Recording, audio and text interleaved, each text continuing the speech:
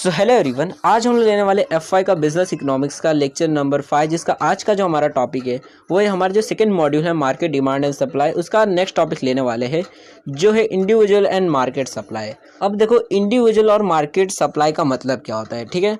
तो देखो, last lecture के अंदर मैंने आपको सप्लाई शेड्यूल और सप्लाई कर्व के बारे में समझाया था कि क्या होता है। तो देखो, जब भी मान लो कोई मार्केट है, ठीक है, आपकी आजू बाजू में मान लो कोई सब्जी मंडी है जहाँ पर एक मतलब इकलौता एक ही है जो टमाटर बेचता है, ठीक है, एक ही भाजी वाला है जो टमाटर बेचता है। अब क्योंकि वो अकेला आदमी है, अब आपको ये जानना है कि मार्केट के अंदर कितना जो है, अगर प्राइस को बढ़ाया जाए तो कितनी डिमांड मतलब कितनी सप्लाई होगी टमाटर की। अगर आपको ये जानना है तो आप क्या करोगे, उस अकेले आदमी की मतलब शेड्यूल या फिर कर्व बनाओगे कि अगर आप मान लो प्राइस को बढ़ा देते हो तो उस हिसाब से कितनी सप्लाई करेगा मार्केट के अंदर वो टमाटर वाला, ठीक है। तो जब हम उसके लिए कोई शेड्यूल बनाते हैं या फिर उसका कर्व बनाते हैं, सप्लाई शेड्यूल या फिर सप्लाई कर्व बनाते हैं उस अकेले आदमी के लिए, तो उसे हम बोलते हैं इंडिविजुअल शेड्यूल या फिर इंडिविजुअल सप्लाई कर्व, ठीक है। लेकिन अगर मान लो वही जो मार्केट है उसके अंदर बहुत सारे टमाटर बेचने वाले हैं, ठीक है, मतलब बहुत सारे अलग अलग लोग हैं जो टमाटर बेचते हैं, मान लो 2 टमाटर वाले हैं जो टमाटर बेचते हैं। तो ऐसे टाइम पर हम क्या करते हैं कि हम सिर्फ एक अकेले आदमी के लिए डिमांड शेड्यूल या फिर डिमांड मतलब बेसिकली सप्लाई शेड्यूल और सप्लाई कर्व नहीं बनाते, हम दोनों के लिए बनाते हैं, फिर दोनों को प्लस कर देते हैं और उसकी मदद से हम मार्केट सप्लाई शेड्यूल या फिर सप्लाई कर्व बना देते हैं, ठीक है। जैसे कि हम डिमांड शेड्यूल बनाते थे और डिमांड कर्व बनाते थे मार्केट का, वैसे ही हम इसके अंदर भी करते हैं। तो देखो, इंडिविजुअल के बारे में तो मैंने आपको लास्ट लेक्चर के अंदर जो हमने सप्लाई शेड्यूल और सप्लाई कर्व बनाए थे वो इंडिविजुअल के लिए ही थे, तो वो मे भी आपने देखा हो तो आपको समझ आ गया हो किस तरह से एक अकेले आदमी के लिए हम शेड्यूल और कर्व बनाते हैं। लेकिन जब हमें मार्केट के लिए बनाना रहता है तो उसके लिए हम किस तरह से बना सकते हैं। तो देखो, मार्केट का डिमांड शेड्यूल किस तरह से बनाया जाता है, क्योंकि इंडिविजुअल के बारे में तो हम पहले ही देख चुके हैं, ठीक है। तो देखो, मार्केट का डिमांड शेड्यूल बनाने के लिए सिंपली हमको देखो क्या करना रहता है। सबसे पहले देखो, पहले बॉक्स के अंदर तो जैसे हम डिमांड शेड्यूल का बना देते हैं वैसे ही हम लोग सप्लाई शेड्यूल भी बनाएंगे मार्केट का। तो देखो, सबसे पहले बॉक्स के अंदर हम प्राइस लिख देते हैं कि मतलब मार्केट के अंदर कौन सा मतलब प्रोडक्ट जो है वो कितने रुपए में बिक रहा है, ठीक है, ताकि हमको पता चले कि मतलब इतने रुपए में बिक रहा है तो इस हिसाब से कितनी क्वांटिटी लोग जो है वो सप्लाई करेंगे, ठीक है। तो पहले बॉक्स में हम प्राइस लिख देते हैं। उसके बाद बाकी के जो बॉक्सेस रहते हैं, मतलब देखो जो बीच का बॉक्स रहता है उसके अंदर हम 2 बॉक्स बना देते हैं जिसके अंदर जितने भी सप्लायर है, यानी जो जो लोग टमाटर बेचते हैं, जैसे मान लो भाजी मंडी है जहाँ पर 2 टमाटर वाले जो टमाटर बेचते हैं, ठीक है। अब क्योंकि पूरे मार्केट के अंदर 2 ही लोग हैं जो टमाटर बेचते हैं, तो इसलिए उन दोनों का जो डिमांड है बेसिकली जो सप्लाई है उसी को हम प्लस करके हम अपना सप्लाई मार्केट सप्लाई शेड्यूल बना लेंगे, ठीक है। तो देखो कैसे करना रहता है। तो देखो मान लो अगर हमारा जो मार्केट है वहाँ पर टमाटर जो है वो 4 रुपये किलो है, ठीक है। अब 4 रुपये किलो है तो ऐसे टाइम पर क्या होगा, जो सप्लायर ए रहेगा, जो भी मतलब प्रोड्यूसर ए है, मान लो ए एक आदमी का नाम है, तो वो जो ए रहेगा उसके पास मान लो कम पैसे है, ज़्यादा पैसे वाला नहीं है, जिसके वजह से मान लो वो 2 डब्बा जो है वो टमाटर लाता है और बेचता है हर रोज़, ठीक है। 4 रुपये टमाटर अगर किलो रहता है तब, ठीक है। और जो बी है, क्योंकि उसके पास ज़्यादा पैसा है, मान लो थोड़ा ज़्यादा पैसा है, तो इसलिए वो 2 डब्बा ना खरीद के 3 डब्बा खरीदता है। उसके पास ज़्यादा पैसा है इसलिए वो सोचता है 3 डब्बा खरीद के लेके आता है, ज़्यादा कमाई होगी, ठीक है।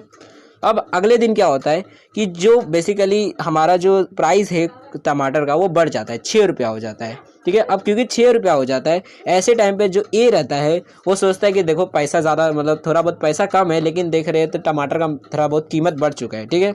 अब मान लो टमाटर का कीमत बढ़ चुका है तो ज़्यादा प्रॉफिट होगा, इसलिए वो सोचता है कि चलो ज़्यादा खरीद लेता हूँ, एक काम करता हूँ कि 4 डब्बा खरीद के लेके आता हूँ टमाटर और सप्लाई करता हूँ, बेचता हूँ लोगों को। तो ऐसे टाइम पर क्या होता है कि जो ए है वो 4 डब्बा जाकर टमाटर बेचता है और जो बी होता है वो 6 डब्बा जाकर खरीदता है। उसके पास ज़्यादा पैसे ले इसलिए वो 6 डब्बा खरीद लेता है और बेचने जाता है, ठीक है। अब देखो, जब हम इन दोनों के ये जो बेसिकली जो सप्लाई जो है जो इन्होंने अपना अपना बताया है कि जब 4 रुपये में टमाटर बिक रहा था तो ए जो था वो 2 सप्लाई कर रहा था, 2 डब्बा सप्लाई कर रहा था, और बी जो था वो 3 डब्बा सप्लाई कर रहा था। और मार्केट के अंदर क्योंकि ये 2 इकलौते ही टमाटर वाले हैं, तो अगर हम इन दोनों को प्लस कर देते तो हमको ये पता चलेगा कि मार्केट के अंदर टोटल 5 डब्बे जो है वो सप्लाई होते। यानी कि अगर मार्केट में मान लो 4 रुपये किलो टमाटर बिकेगा तो ऐसे टाइम पर मार्केट के अंदर आपको 5 डब्बे सप्लाई किए जाएंगे टमाटर के, ठीक है। तो आपको इस तरह से मार्केट का सप्लाई शेड्यूल बन जाता है, ठीक है। अब ऐसे ही मान लो कि जो टमाटर है वो 8 रुपये हो जाता है, ठीक है। अब 8 रुपये किलो हो जाता है तो ए जो होता है वो सोचता है थोड़ा ज़्यादा पैसे मिल रहे हैं, मतलब ज़्यादा कमाई होगी, एक काम करता हूँ और ज़्यादा थोड़ा 1-2 डब्बा और खरीद लेता हूँ। तो इसलिए वो अब क्या करता है, वो बेसिकली 4 डब्बे ना खरीद के अब 6 डब्बे खरीदने लग जाता है। यानी कि ए जो है जैसे जैसे प्राइस जो है वो बढ़ते जाता है, हर बार जैसे जैसे 2-2 रुपया प्राइस में बढ़ते जा रहे हैं, वैसे जो ए होता है वो भी हर बार अपने अंदर प्राइस बेसिकली जो क्वांटिटी है सप्लाई की वो बढ़ाते जाता है, हर बार दो दो बढ़ाते जा रहे हैं। यानी कि जैसे पहले 4 रुपया था तो उसने 2 क्वांटिटी बेच रहा था, फिर 6 रुपया हुआ तो वो 4 क्वांटिटी बेच रहा था, फिर 8 रुपया हुआ तो अब 6 क्वांटिटी बेच रहे हैं, फिर उसके बाद अगर मान लो 10 रुपया हो जाता है तो फिर वो 8 क्वांटिटी बेचने लगेगा।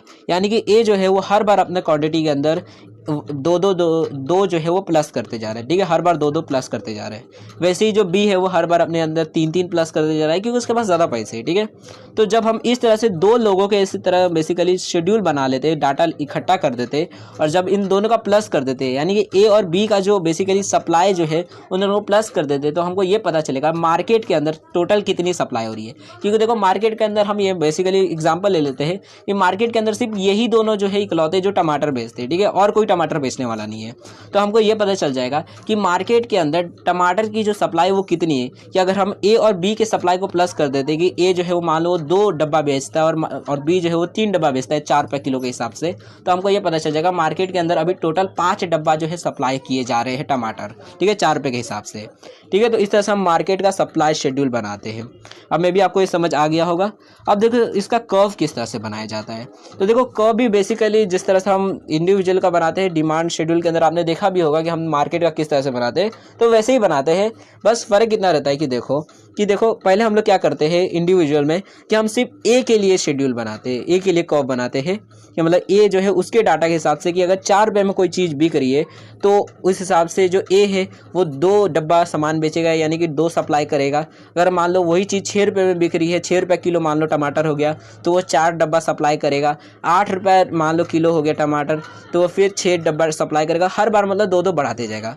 वैसे जो बी है वो भी अपना बेसिकली उसका भी हम इंडिविजुअल जो कर्व है वो इस तरह से बना सकते हैं कि अगर मान लो टमाटर जो है वो 4 रुपये किलो बिक रहा है तो बी जो है वो 3 डब्बा बेचेगा मार्केट के अंदर। अगर मान लो वही टमाटर 6 रुपये हो जाता है तो वो हो सकता है 6 डब्बा बेचने लग जाए। अगर मान लो वही टमाटर जो है वो और ज़्यादा महंगा हो जाता है, मान लो कि वो 8 रुपया हो जाता है, तो ऐसे टाइम पर वो जो रहेगा वो 9 डब्बा बेचने लग जाए। मतलब हर बार 3 बढ़ाते जाता है। ठीक है, तो इस तरह से हम इंडिविजुअल का बना सकते हैं और ए और बी के लिए अलग अलग कर्व बना सकते हैं। लेकिन अगर हम चाहते हैं मार्केट का सप्लाई कर्व बनाना, तो ऐसे टाइम में हम क्या करेंगे कि बेसिकली ये जो हमें मार्केट सप्लाई का जो डाटा मिला था कि जब 4 रुपये में बेचेंगे तो मार्केट के अंदर 5 डब्बे जो है टमाटर के वो बिकेंगे। ठीक है, 5 डब्बे जो है सप्लाई किए जाएंगे मार्केट के अंदर।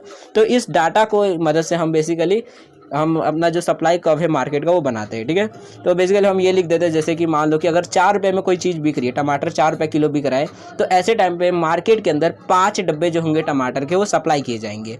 अगर वही टमाटर 6 रुपये किलो हो जाता है तो 10 डब्बे सप्लाई किए जाएंगे। अगर मान लो वही टमाटर जो है वो और ज़्यादा महंगा हो जाता है, वो 8 रुपया हो जाता है, तो ऐसे टाइम पर 15 रुपया मतलब 15 डब्बे सप्लाई किए जाएंगे मार्केट के अंदर। यानी कि जैसे जैसे हम 2 रुपया प्राइस को बढ़ाते जाएंगे वैसे वैसे हमारी जो क्वांटिटी होगी, सप्लाई होगी, वो 5 बढ़ते जाएगी मार्केट के अंदर।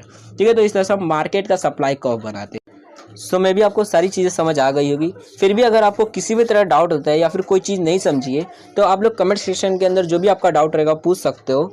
एंड देखो इसका जो नेक्स्ट लेक्चर है वो जल्दी चैनल पे आने वाला है, तो चैनल को सब्सक्राइब कर दो और वीडियो को शेयर कर दो अपने जितने भी दोस्त हैं उन लोगों के साथ में, ताकि जैसे ही नेक्स्ट वीडियो अपलोड हो जाएगी उन वीडियोज़ को आप लोग देख सकोगे। ठीक है, एंड देखो इसका जो नेक्स्ट लेक्चर है मे बी अगर आप वीडियो को लेट देख रहे हो तो यहाँ पर प्लेलिस्ट आ गई होगी, यहाँ से भी जाकर आप चेकआउट कर सकते हो बिजनेस इकोनॉमिक्स की प्लेलिस्ट के अंदर। एंड हमारे चैनल पर बिजनेस कम्युनिकेशन और फाउंडेशन कोर्स की भी प्लेलिस्ट अवेलेबल है, तो आप चाहो तो वो भी चेकआउट कर सकते हो। So thanks for watching my video, हमने नेक्स्ट वीडियो में मिलेंगे।